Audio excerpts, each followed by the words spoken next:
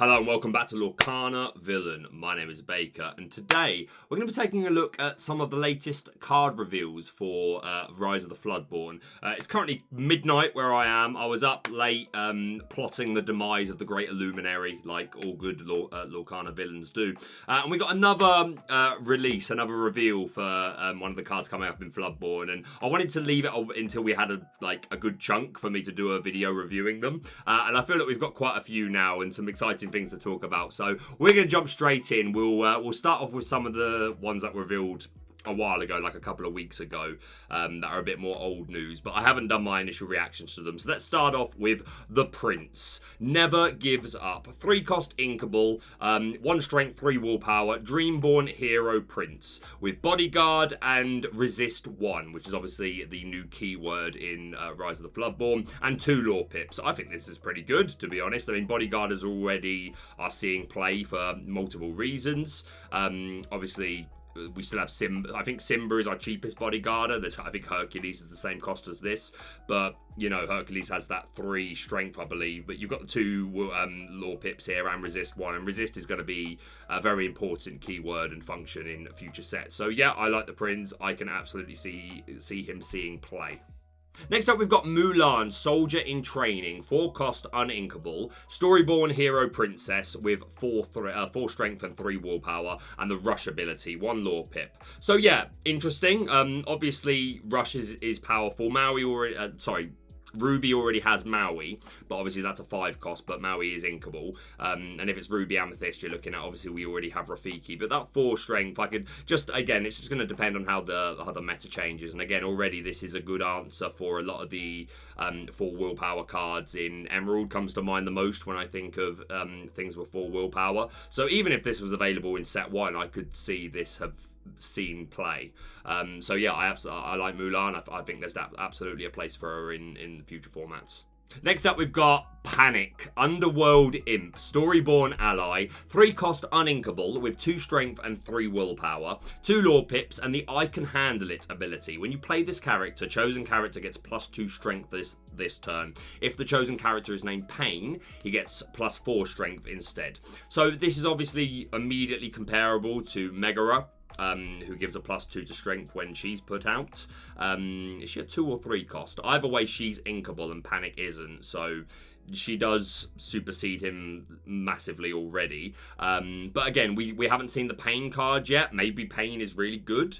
And 2 lore pips isn't unsubstantial. My instinct is that it wouldn't see play just because, you know, it's one of your uninkables, and, you know, I don't think this is good enough as an uninkable, but who knows? We need to see what Pain does. And, you know, Hades, fantastic art on this, by the way, absolutely incredible. And again, more like looking into the in depth about the art, you know, this is clearly an underworld of the Great Illuminary, like the way it's designed, and even Hades' cloak has got, you know, he's a glimmer.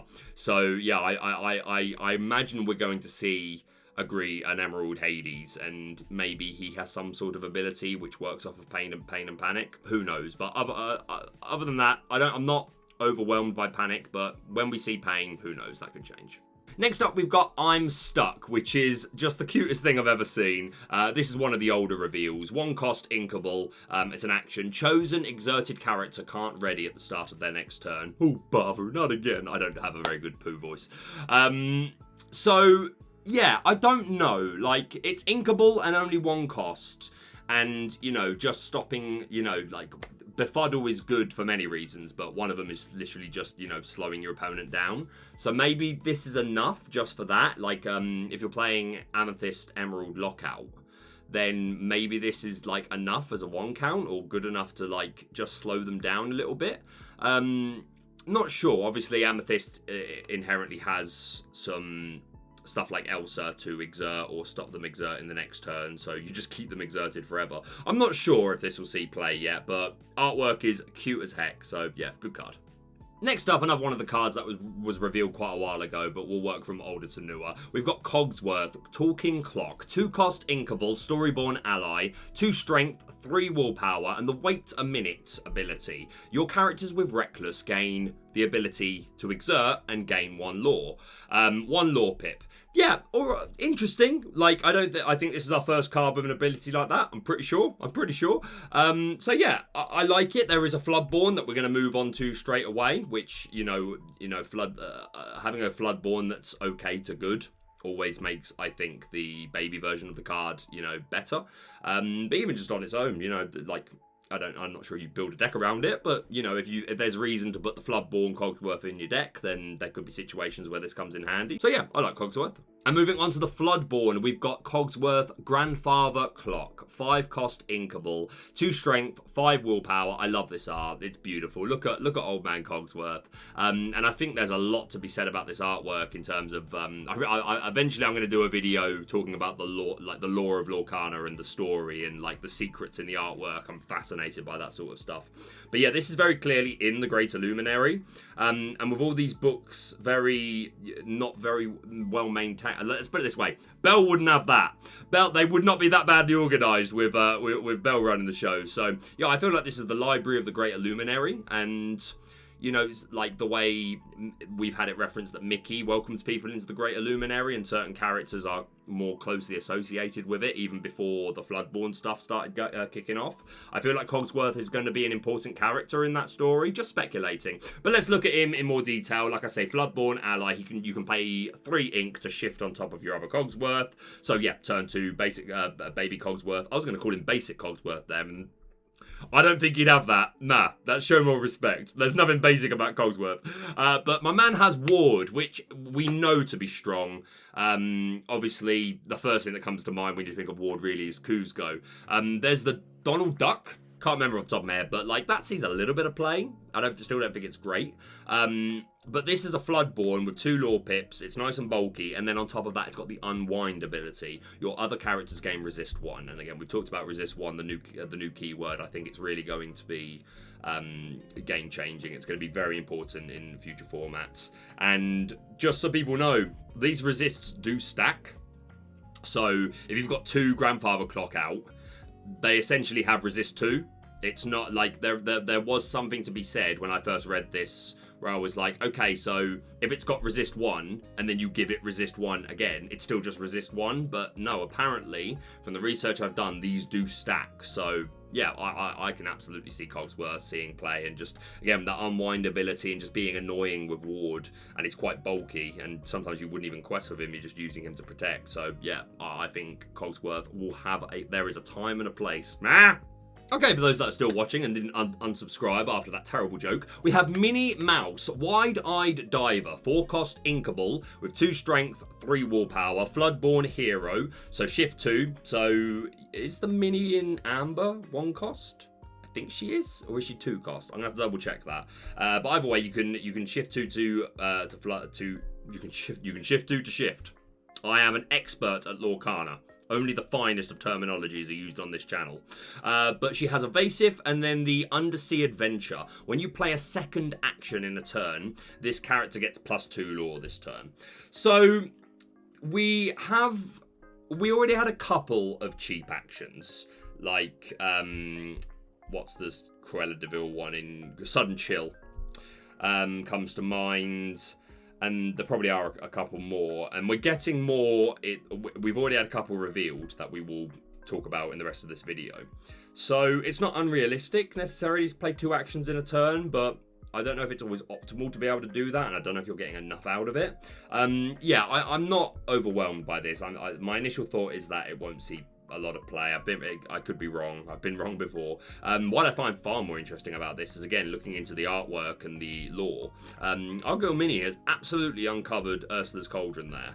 And there's already an emphasis on Ursula and like the Little Mermaid being an important part of the Lorcana story. Obviously, they in the intro to the Floodborn stuff, they reference King Trident's powerful trident.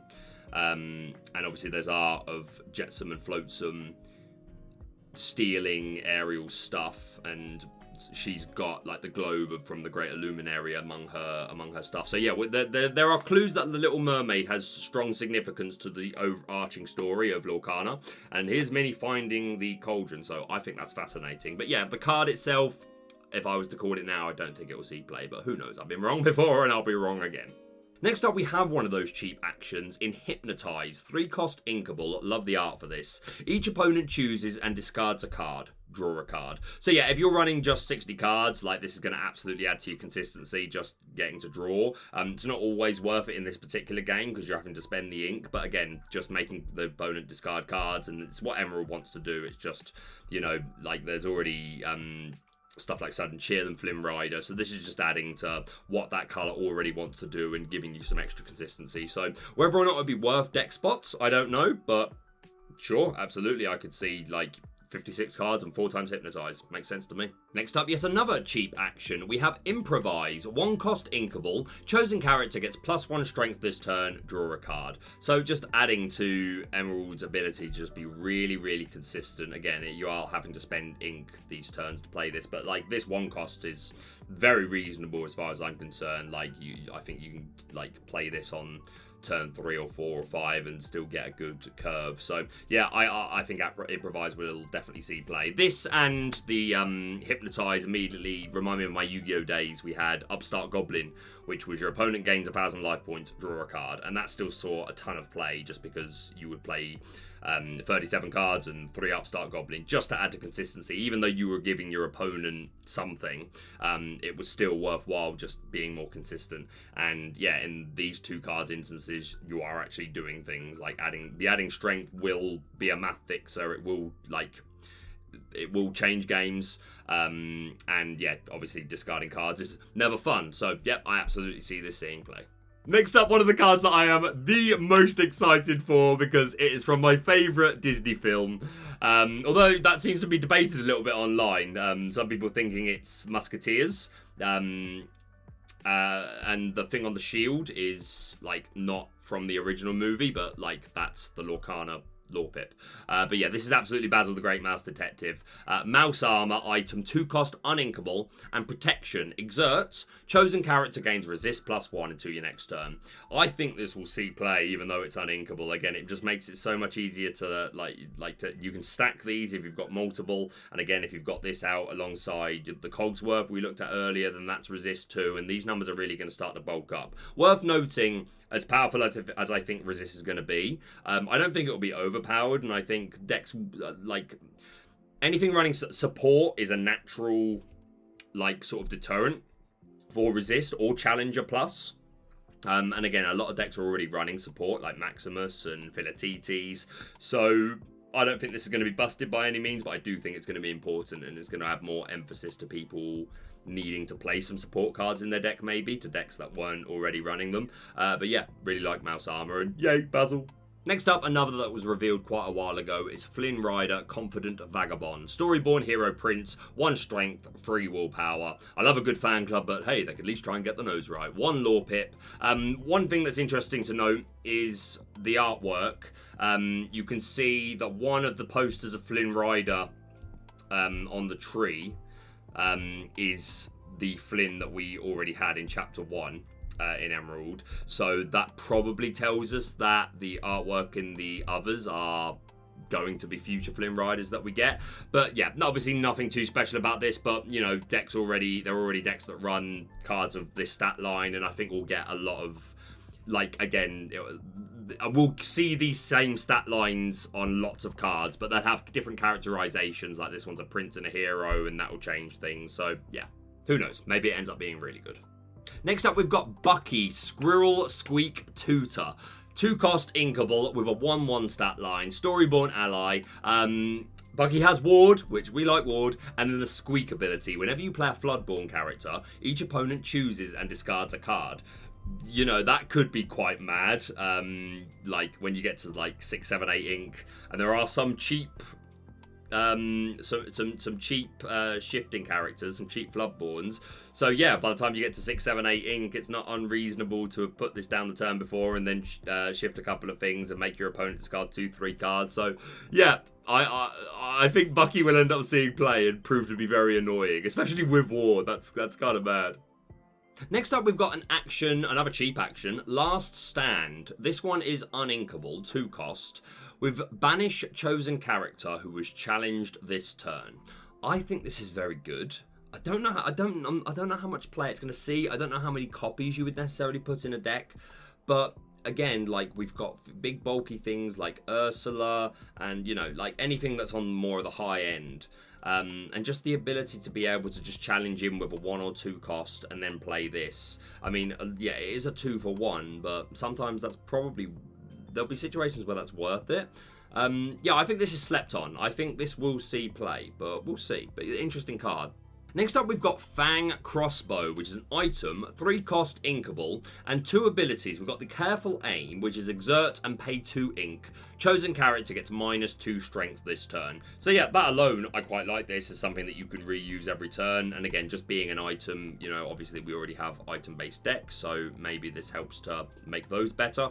And we also have Stay Back, which is just exert and banish the item, and you can banish a chosen dragon character. So at the moment, we only have Maleficent, but Maleficent is very popular. I'd be very surprised if we don't see a couple more dragons in this set, and it's almost certain at this point that we're going to get the Madam Mim one, and we'll get to those cards in a minute. So depending on how good that is, and you know, obviously Rhea and the Last Dragon are in this set, so I reckon we've got another 2, 3, maybe 4 dragons to be revealed, and depending on how good they are, maybe that alone makes it worth playing this, especially because it's inkable.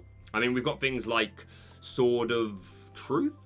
So we've got Poison Apple, and which gets rid of princesses, banishes them, or exerts non-princesses. And then is it Sword of Truth? Something like that banishes a villain. But neither of those are inkable. So yeah, and again, depending on how good the dragons are, you know, I can absolutely, even if it's not the next set, I think this is definitely a card that you want to get 4 of and keep in the binder, because it's only going to take a high dragon meta for this to become very popular. Moving on to one of the most interesting and clearly powerful cards from the next set, a legendary. We have Beast Relentless, Storyborn Hero Prince, 6 cost, inkable, 4 strength and 5 willpower. And the ability Second Wind. Whenever an opposing character is damaged, you may ready this character, and 2 lore pips. So nothing saying that you can't quest again when you are re-readied. So that alone makes this kind of mad, and you know, you've got to think there's going to be OTKs that are developed around this. I don't know if we have enough damaging cards to assure that, because, you know, again, you can do damage through challenging. But, you know, Steel has Fire the Cannons, Smash, Tinkerbell, all that sort of stuff. And yeah, and there's a Robin Hood that we'll look at in a minute. So yeah, this seems really good. We're gonna have to wait until we can actually start playing with the cards, and I don't know the best way to build the best way to build this yet. See, I'm stumbling over my words. This card has flabbergasted me. But yeah, very clearly strong, and I definitely see OTKs coming out of this. But how good they will be, I don't know. Like, the aerial OTK saw a little bit of play, but just isn't consistent and isn't good enough yet. That could change. But yeah, you know, maybe this comes in and immediately is really, really just overpowered. So we'll see, but definitely an interesting card and fantastic artwork. Next up, I wanted to look at that beast before we looked at this one. This was revealed quite a while ago, but Robin Hood Capable Fighter, Dreamborn Hero, 1 strength, 3 willpower, and the skirmish ability, exert to deal 1 damage to chosen character. 1 lore pip, 2 cost, uninkable. So at first, I think most people just said, oh, you know, cool, oh, great artwork. My man is representing the Assassin's Creed. But the fact that it was uninkable, I don't know, it was probably a little bit underwhelming. But again, this is just, you know, if you're going to play that beast deck, this is one of your ways to damage, and it's only 1 damage, so a lot of the time you're going to ensure that they stay on the field and you can damage it again. And yeah, in the beast deck, definitely this is going to see play. But even outside of that, it could be that it's, you know, just it helps to fix some maths and, you know, clear boards or clear specific threats. But again, it's going to be hurt in itself by the resist abilities. But yeah, interesting card and definitely going to be good with Beast. Next up, another one of the cards that was revealed quite a while ago, but it's the most recent releases that have made this even more interesting.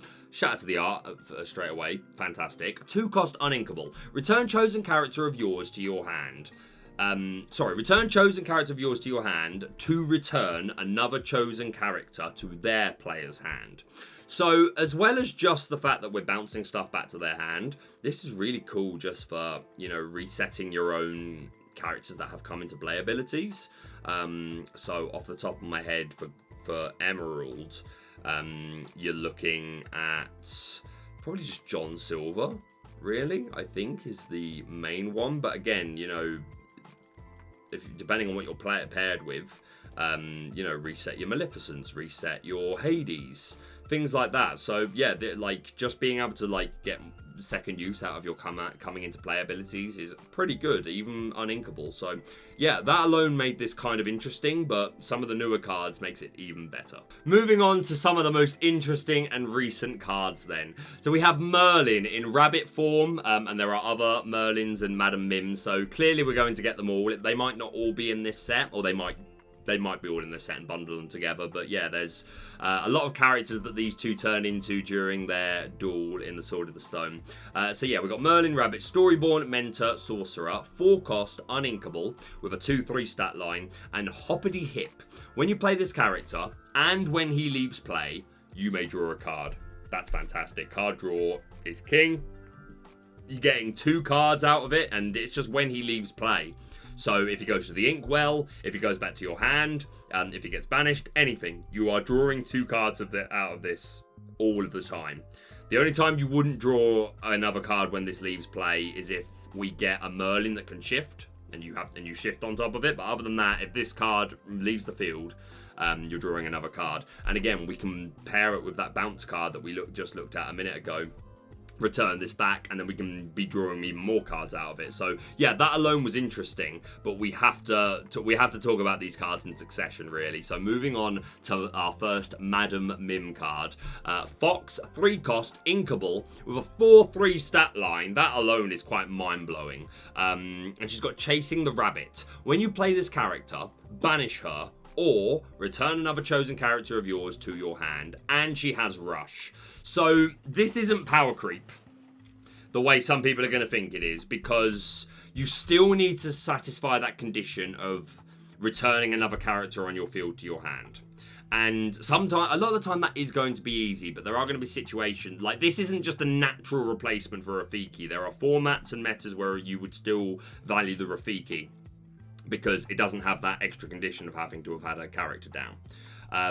But don't get me wrong, this extra condition can be beneficial to us, because again, we look at the Merlin that obviously it's like, to us it's a shame that the Merlin isn't the 3-cost and the Madam Mim is the 4-cost, because obviously that's how you want your curve to go, but that's obviously intentional. But yeah, you put the Merlin down, you draw your cards, and then the next turn you put down the Madam Mim, so you return the Merlin back to your hand, which then makes you draw a card because he's left play, and then you've got your Madam Mim down to Rush.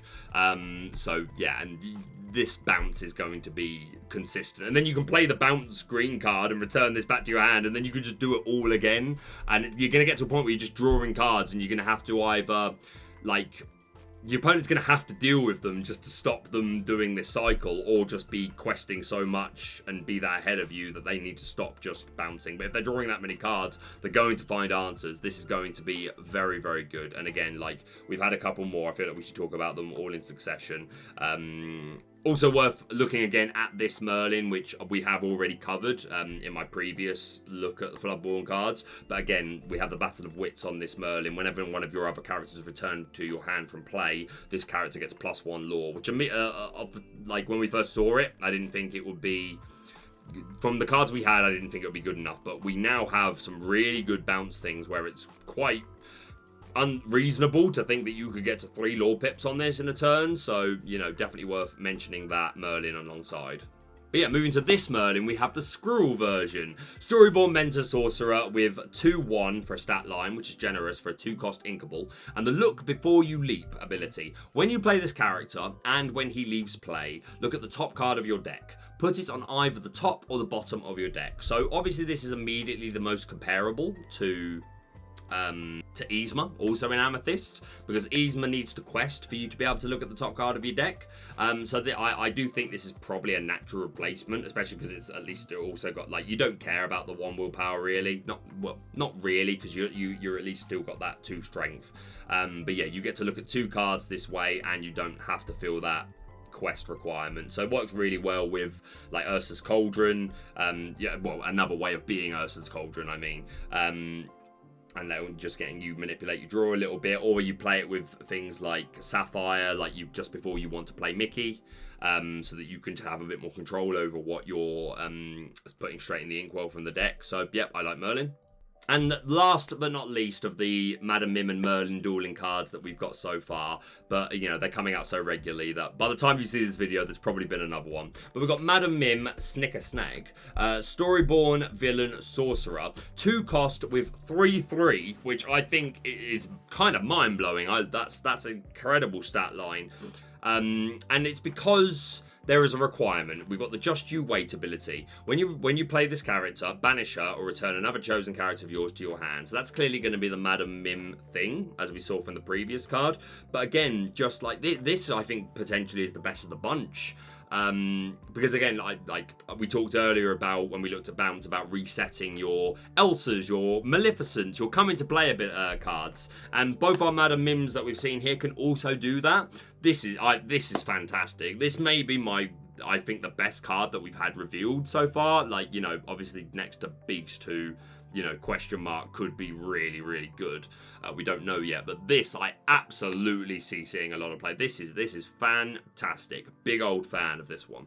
I lied, there is another one that I missed. We've got Merlin Crab, 3 cost Inkable, Storyborn Mentor Sorcerer with 3/3. Very respectable stat line, and the Ready or Not ability. When you play this character and when he leaves play, so that's the Merlin thing, definitely is doing something. Like Madam Mim's got the bouncing your own characters, and Merlin's got the coming into play and going out of play abilities. Love it. But yeah, when he comes in or out of play, he gives a chosen character Challenger 3, giving them an extra strength while challenging. So yeah, I really like this, and one of the most interesting things about this card, if you look really carefully at the stone that he's sitting on, you can see the shadow of the dragon Madam Mim.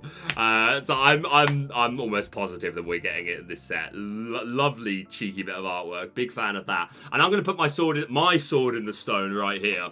I bet we get a Dragon Merlin who's a Floodborn, because again, Floodborn is a what if, and obviously in the duel it was the rule that they weren't meant to be meant to turn into a dragon. Although there's a technicality of it that she says no turning into fantastical creatures like pink dragons. And then she turns into a purple dragon, and Merlin's like, I thought we said no dragons. And she's like, did I say? No, that's the Mad Hatter voice. Did I say no purple dragons? Did I? There's an education that you didn't need, but I'm giving it to you anyway. But yeah, I bet that we get a dragon Floodborn, and when we do, give some credit to your boy. But yeah, I like this card. I do actually think it's pretty good. So yeah, big up Merlin. And talking about hidden things in artwork, forgot to say this when we looked at this card. You think I'm talking about the Madam Mim Fox in the background. I'm not. There's hidden Mickey in this. Can you see it? Can you see it? There it is. It made me happy, okay? And last but not least, the card that came out literally half an hour before I decided to come in and film this now. We have Lady Tremaine. 2 cost, uninkable, arrogant matriarch. Apologies, this is the only version of the card that's available at the moment, or that I've been able to find. Storyborn Villain, 2 strength, 2 willpower, 1 lore pip, and the Not For You ability. When you play this character, all opposing characters who have more lore than you lose 1 lore. So I accept that this is just a worse Aladdin, although worth noting it's 2/2 on a 2 cost, but again, uninkable. Yeah, this alone isn't great. I think you have to assume that we're going to get a Floodborn for Lady Tremaine, and then it's just a matter of, okay, well, like the Not For You ability won't always pop, because it's a shame that they need to have more lore than you. I think that could have just been the same as Aladdin, lose a lore, but maybe that's why they didn't want to make it the same. Nonetheless, you've got to assume that we're going to get a Floodborn for this. So watch this space. Although, again, cheeky look at the artwork. This scene, this background, pretty sure that's not their house. The house that you see in Cinderella with her. I think that's the Great Illuminary. I've got a feeling, and again, you can see all the lines and the waves of the Great Illuminary, the sparkles that we see. I've got a feeling that there's going to be a deeper lore here as well, and that key is... You assume it's the key to the room that she locks Cinderella behind, and, you know, that's the basic story. But I wonder if the Floodborn version of this is going to imply that she's locking the door to... Again, she's a villain. Something to do with the Great Illuminary. But maybe I'm pushing too far, but yeah. One to keep an eye on. And that's it for my initial reactions to some of the latest Floodborn cards. Which of the cards are you the most excited about? I'll hear about it down below. If you're new to the channel, thank you for watching. Please hit the like button and subscribe. And until next time, be